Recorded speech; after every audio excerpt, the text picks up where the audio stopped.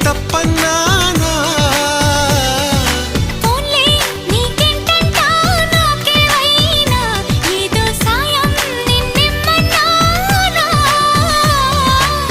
వలపంటే నిప్పు లాంటిది కలకాలం దాచలేనిది సలహా విని ఒప్పుకోవే ఇకనైనా